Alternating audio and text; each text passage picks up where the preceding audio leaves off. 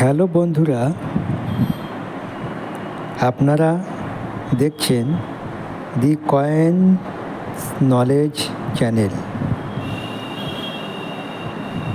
এখন আপনাকে যে কয়েনটির বিষয়ে বলবো সেটি একটি বিদেশি কয়েন।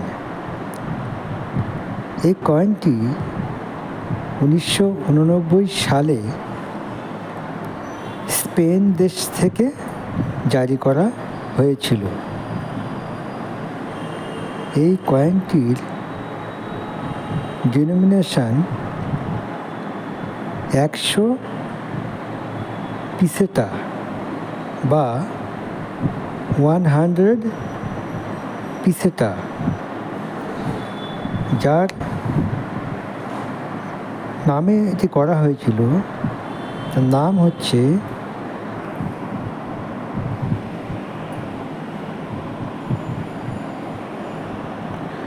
জুয়াইন কার্লোস।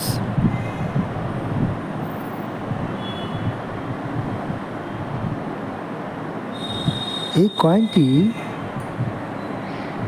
ব্রাশ মেটালের তৈরি। যারা বিদেশি কয়েন কালেকশন করেন হবির জন্য, তাদের কাছে এই কয়েনটি বিশেষ গুরুত্বপূর্ণ।